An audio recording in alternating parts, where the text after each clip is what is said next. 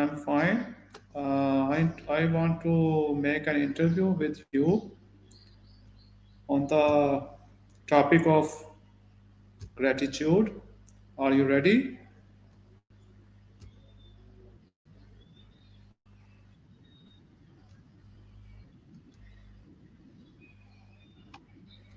Okay. All right.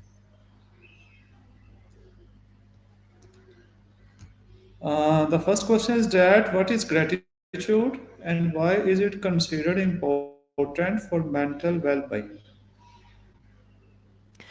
Good one to start with. From what I've gathered, gratitude is basically that warm, fuzzy feeling you get when you appreciate the good stuff in your life, big or small.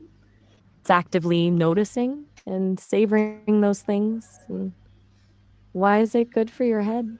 Well, it kind of shifts your focus away from what you lack and towards what you have, which makes sense. It's hard to be totally bummed when you're thinking about things you genuinely appreciate. It can boost your mood, help you cope with stress, and even improve your relationships. It's not about ignoring the bad stuff, just balancing it out. Your turn. Okay. How does practicing gratitude influence a person's daily mood? Right. So, it's not like a magic switch, but consistently focusing on gratitude seems to rewire things a bit. People who make it a habit report feeling more joy and optimism. It's like building a muscle. The more you practice noticing good things, the easier it becomes. And the more often you experience those positive feelings throughout the day. It also nudges you towards savoring experiences more, which naturally lifts your mood. Basically, it's about training your brain to look for the silver linings instead of fixating on the clouds. That makes sense? Okay. What are some simple ways people can express gratitude in everyday life? Ooh, good question. It doesn't have to be grand gestures. Honestly, the little stuff adds up. You could keep a gratitude journal, just jotting down a few things you're thankful for each day. Or tell someone you appreciate them, a text, a quick phone call, even just making eye contact and saying thanks with genuine intention. Another thing, really savoring positive experiences. Actually pay attention to the taste of your coffee or the warmth of the sun. It's about being present and acknowledging the good stuff when it's happening. Small shifts, but they can make a difference. What do you do? Okay. How does gratitude help reduce stress and anxiety? All right, so stress and anxiety are often rooted in focusing on potential threats or things going wrong, right? Gratitude kind of flips that script. When you actively appreciate the good things in your life, it's harder to get completely consumed by worries. Doesn't make the stress disappear, but it changes your relationship to it. It can also help release dopamine and serotonin, those feel good chemicals, which naturally counteract stress hormones. It's like giving your nervous system a little hug. It's not a cure all, but it can definitely be a helpful tool. What is the connection between gratitude and improved sleep? That's a smart one to ask. Okay, so apparently, gratitude and sleep are surprisingly linked. When you reflect on positive things before bed, think about what went well during the day, things you're thankful for. It can calm your mind and reduce racing thoughts. Less rumination equals easier sleep. There's also some research suggesting it can increase melatonin, that hormone that regulates sleep. So essentially, gratitude helps create a more peaceful mental state, which is exactly what you need for a good night's rest. Do you have a bedtime routine? Okay. How does gratitude reframe negative thoughts into positive ones? That's the good stuff right there. It's not about pretending bad things didn't happen, but about changing your perspective. Gratitude doesn't erase negativity, but it puts it in context. It's like, okay, this sucks, but I'm grateful for X, Y, and Z. It forces you to look for the good even within difficult situations. It also weakens the power of those negative thoughts over time. because you're actively building up a counterbalance. It's a cognitive shift. You're training your brain to notice and focus on the positive aspects, which gradually alters your default mindset. It's kind of subtle, but pretty powerful. In what ways can gratitude strengthen relationships with others? Ah, relationships. Okay, so showing gratitude to others just feels good, right? When you express appreciation, it makes the other person feel valued and seen, and that strengthens the connection. It also encourages reciprocity. People are more likely to be kind and supportive towards you when they feel appreciated. Plus, focusing on what you appreciate about someone shifts your attention away from their flaws and towards their positive qualities, which is a pretty solid foundation for a healthy relationship. It's a whole cycle of positivity. Do you find expressing gratitude easy, or do you sometimes struggle with it?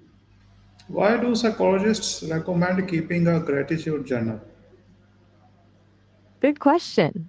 Psychologists lean towards gratitude journals because they're a surprisingly effective way to rewire your brain. It's not just about listing things you're thankful for, it's about the intentional act of reflecting on the good stuff. It forces you to actively search for positive aspects in your life, even on tough days, and that repeated practice strengthens those neural pathways associated with happiness and optimism. It also helps you savor positive experiences and appreciate the small joys that you might otherwise overlook. Basically, it's a low effort, high reward tool for boosting your overall well being.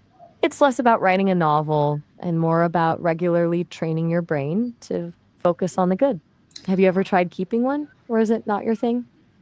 Okay, how does gratitude support emotional resilience during difficult times? Ooh, okay, now we're getting into the real stuff.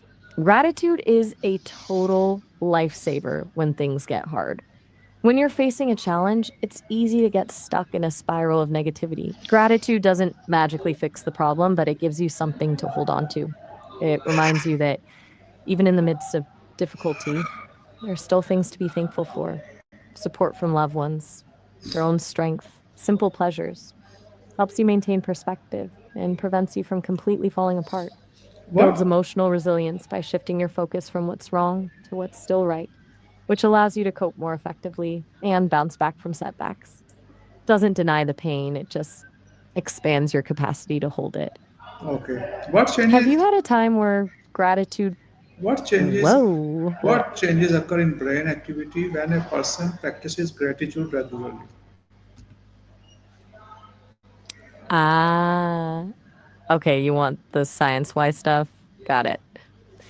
So, researchers have actually mapped this out a bit with brain scans. Consistently practicing gratitude seems to strengthen the regions associated with dopamine production. That's your reward and pleasure center. It also activates the medial prefrontal cortex, which is involved in moral cognition and social behavior. Over time, this leads to increased gray matter in those areas, meaning they actually grow and become more active. There's also some evidence it can reduce activity in the amygdala, the brain's fear center, which helps calm anxiety and stress. Discuss. Basically, gratitude is Di- said discuss. Do you want me to get? Okay, so the brain stuff is cool, right? But it's not just about physical changes. What I find interesting is how it affects your default setting. Like, if you constantly focus on what you're grateful for, it becomes easier to notice the good things in life. It shifts your attention. It's almost like you're training your brain to scan for positivity instead of negativity. Does that make sense? It's kind of subtle, but over time, it can have a huge impact on your overall outlook. Are you someone who tends to focus on the positive or the negative generally? no, Gotcha. Checking in on how. I want to ask you that gratitudes. What is the difference between gratitude and a satisfaction? Excellent question. Okay, so they're related, but definitely not the same thing. Satisfaction is more about getting what you want, achieving a goal, having your needs met. It's often focused on the future, on acquiring something. Gratitude, on the other hand, is about appreciating what you already have, regardless of whether you actively pursued it. It's more present focused. You can be satisfied with a new car, but gratitude might be for the reliable old one that gets you from A to B. Okay, I got it. Satisfaction is Uh, good. I You, say thankful to you so are you? for this conversation. And now I want to close it. Goodbye. Thank you very much. Oh, all right. Well,